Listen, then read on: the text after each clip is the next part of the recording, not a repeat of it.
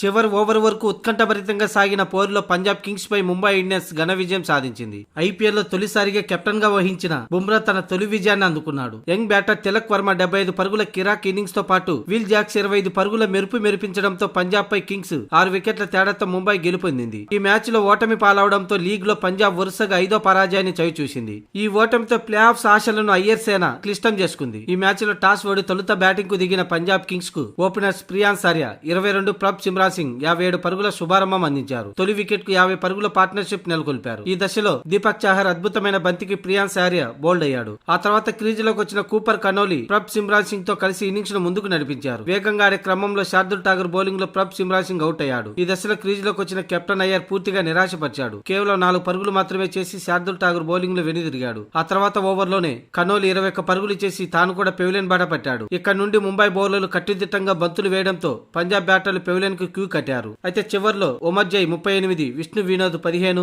Bartlett 18 పరుగుల మెరిపించడంతో పంజాబ్ 200 పరుగుల mark చేరుకుంది. ఇక 201 పరుగుల లక్ష్యంతో బరిలోకి దిగిన ముంబై ఇండియన్స్ కు ఘన ఆరంభం లభించింది. ఓపెనర్ రియాన్ రికల్టన్ 48 పరుగులతో పంజాబ్ బౌలర్లను ఉతికారేశాడు. మరింత దూకుడుగా ఆడే క్రమంలో అజ్ముతల్ ఒమర్జై బౌలింగ్ లో క్యాచ్ ఇచ్చి అవుట్ అయ్యాడు. ఇక ఆ తర్వాత క్రీజులోకి వచ్చిన నమందిర్ 9 పరుగులతో విఫలమయ్యాడు. అయితే రోహిత్ శర్మ 25 పరుగులతో పర్వాలేదనిపించాడు. ఈ దశలో జతగట్టిన రూథర్ఫోర్డ్, తిలక్ వర్మ మెల్లగా ఇన్నింగ్స్ ను ముందుకు తీసుకెళ్లారు. మొదట స్లోగా ఆడిన తిలక్ వర్మ 15వ ఓవర్ తర్వాత విశ్వరూపం చూపించాడు. పంజాబ్ బౌలర్లపై విరుచుకుబడి బౌండరీల వర్షం కురిపించాడు. 33 బంతుల్లో 6 4లు 6 సిక్సర్లతో 227.27 స్ట్రైక్ రేట్ తో 75 పరుగులు చేసి నాట్అవుట్ గా నిలిచాడు. రూథర్ఫోర్డ్ నిష్క్రమణతో క్రీజులోకి వచ్చిన విల్ జాక్స్ రెచ్చిపోయి ఆడాడు. కేవలం 10 బంతుల్లోనే 20 రన్స్ చేశాడు. తిలక్ జాక్స్ మెరుపులతో మరో బంతి మిగిలి ఉండగానే ముంబై ఇండియన్స్ లక్ష్యాన్ని ఛేదించింది. ఇక ఈ గెలుపుతో Mumbai Indians play off race లో నిలవలేకపోయినా ప్లే ఆఫ్ ఆశలు పెట్టుకున్న పంజాబ్ కింగ్స్ కు మాత్రం డేంజర్ లో పడేసింది. 12 మ్యాచ్లకు గాను 6 విజయాలు, ఓ మ్యాచ్ రద్దు కారణంగా 13 పాయింట్లతో ఇప్పటికే టాప్ 4 లోనే కొనసాగుతున్న